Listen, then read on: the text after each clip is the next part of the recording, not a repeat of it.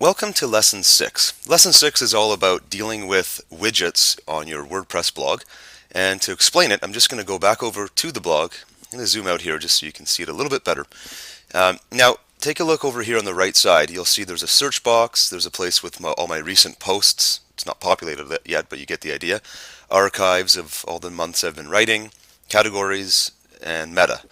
These are all called widgets, and they have these widgets, like the search bar and the recent post widget, live inside of our right sidebar area. Now, the theme you use will determine what type of or where widgets can live on your WordPress blog. This particular theme, the 2010 theme, has both a right sidebar option and it also has footer options, and I'm going to show you all of them right now. However, you'll need to kind of adjust this lesson depending on the theme that you're using, because not all themes have the same opportunity for widget placement. So let's go back over to our dashboard, and let me zoom back in. And what you want to do here is you can actually close up this dashboard menu, and you come over here into Appearance, which we were dealing with this menu earlier when we were talking about themes. The second option down is Widgets, so I want you to click on that, and I'm just going to explain what's available here. First, sort of in the middle here, we'll call it the left side, there's a list of all the available widgets. These are things, anything that you want to put over here on the right, let's say for example the right sidebar, you would pick from this list of available widgets. And with WordPress, you can see here, our primary widget area, which is our right sidebar, has those 5 widgets I talked about: search, recent posts, archives, and so on.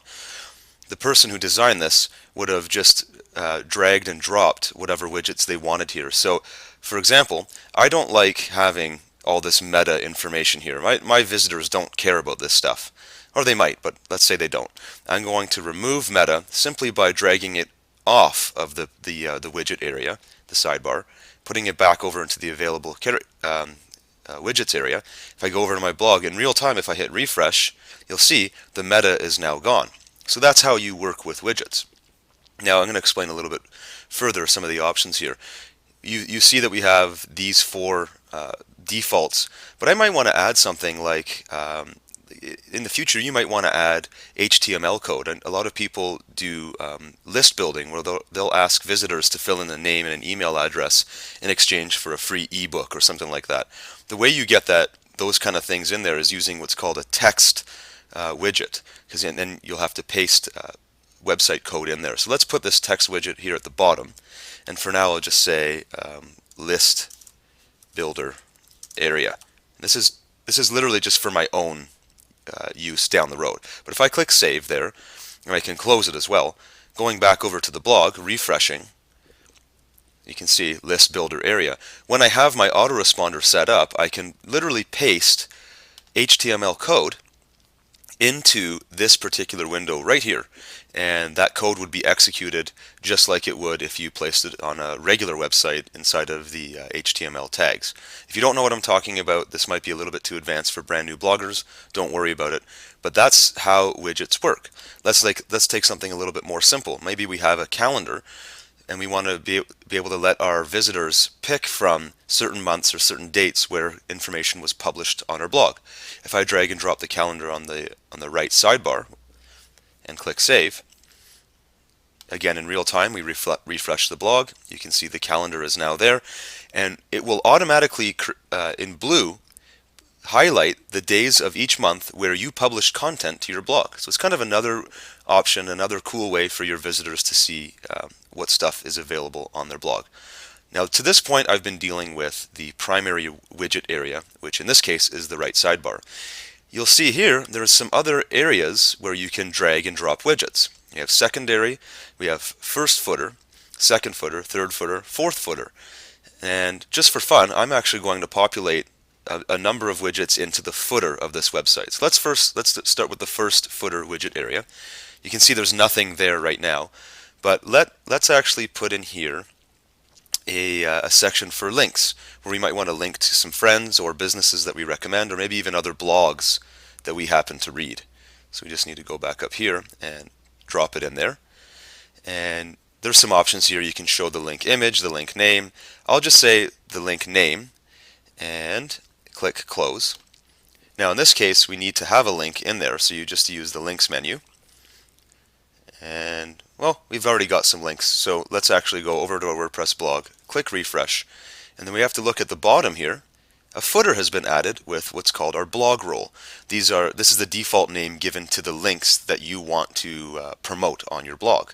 That is, and you can see over here, it's kind of on the left side of the footer. That's because we chose, let me go back to appearance and widgets. That's because we chose to put that particular widget, which is the links, in our first footer area. Let's also add something to the second footer area so you can kind of see over time how this would get built up.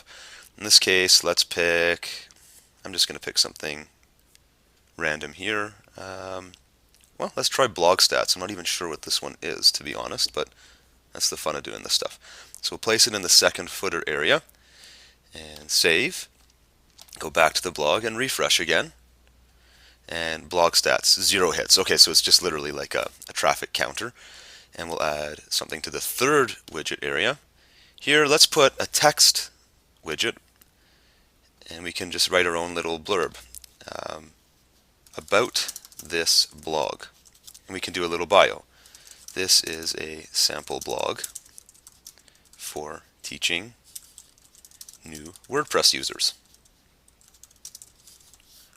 Click save. And that, again, I just love this part of WordPress because you save it and immediately it's available online. We refresh it and there we go. So about this blog, and we could keep going. So you get the idea. If you looking at all of these different, we'll close this down here. Looking at all these different widget areas, you've got 4 footers and you've got, let me clean this up a bit for you. 4 footers and 2 primary widget areas. So we have the right sidebar here and a secondary widget area as well. I don't actually know where this is, so just to test it out, I don't know what this widget area actually means on my main website. So what I normally do is I'll just add anything. Let's take a list of all of our pages, put it in that widget area and save it. I'm guessing that this is probably just also on the right sidebar, just below all the stuff up here, but we'll see. So we'll click over there and click refresh, and there we go. So it is just a secondary widget area. Some WordPress themes that you might end up going with will have a left sidebar as well as a right sidebar, and you can kind of pick and choose where you want to place your widgets. In some cases, you might put like a Google AdSense block where you put ads, and if people click on it, you get paid. All kinds of different options that you'll get to try over time. But that is an overview of how the widgets section here works in WordPress.com.